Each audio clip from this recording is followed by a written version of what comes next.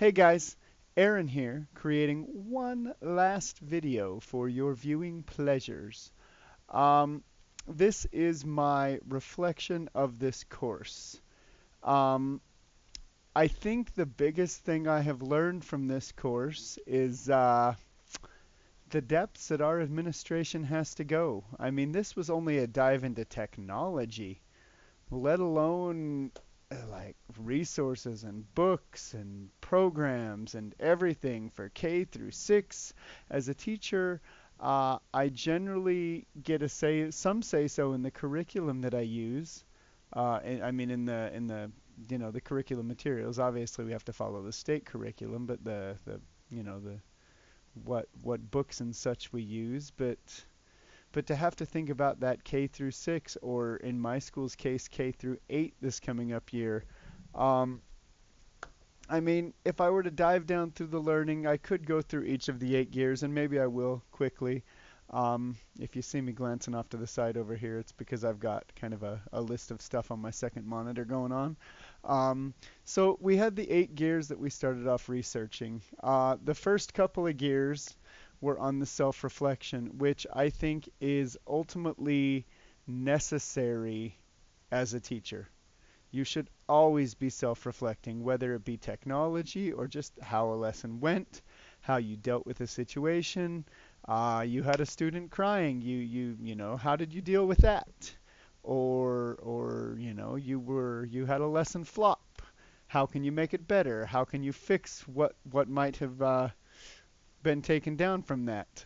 Self-reflection is always key, whether that be in how you use the technology in your classroom or whatever. The second gear really got me thinking about the idea of anytime, anywhere, and what that meant. I had never heard that phrase before this class. It also made me realize how teaching in a very low income community, how learning anytime, anywhere can be made difficult and have its challenges because the technology is not always there and made available to the students. The third gear took a deeper dive into the infrastructure of our school, things that I hadn't necessarily thought of before. Thinking about what our network's running off of, what speed internet we have, how that gets piped through our school. Do we have a wired backbone? Are we wireless? What kind of repeaters do we have? What other kinds of software are we using? What other kinds of hardware are we using? I mean, just the bricks and mortar that really make up the technology infrastructure of the school that you don't, on the teacher level, typically get a chance to think about. Um, Data and privacy, that's just, I mean, that's huge for education, period. Keeping your students' privacy private, keeping their information private, always important. The community partnerships in Gear 5, I could correlate to the anytime, anywhere, because part of that is like, do your libraries have computers that the kids can use, and what's going on there? And here in our city, we have one library that just has a couple of computers that they limit the amount of time each person can use it. So as far as those community partnerships helping the level of technology, it kind of, it's just one of those things that you have to think about. Um, Professional learning, I'm going to dive more into because that's, yeah, we'll come back to that. Budget and resources and collaborative leadership. Collaborative leadership, I think I'll just touch on quickly. First, I love that I get to be part of the team within my school.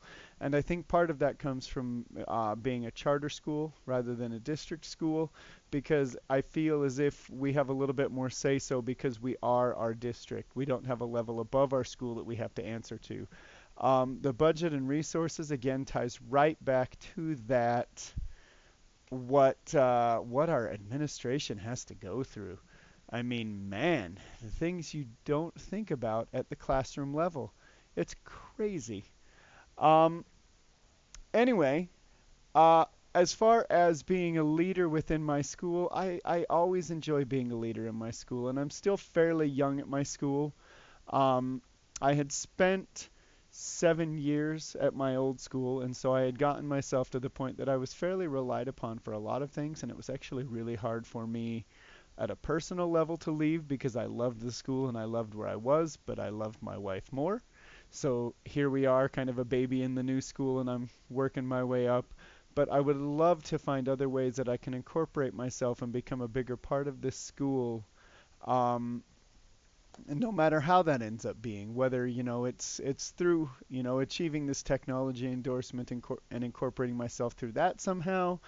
Um, the other thing that I want to come back to is that gear six, the professional learning, because writing that professional development uh, plan, that class plan, just kind of sparked something inside of me.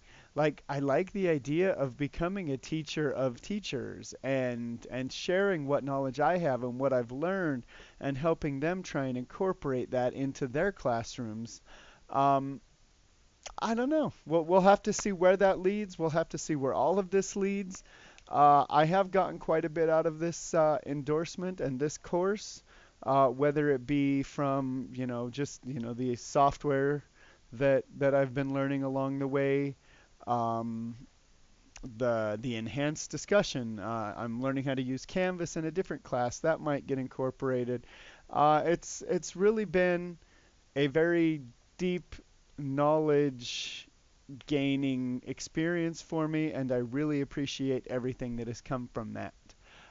Thank you for everything, and we'll see you around.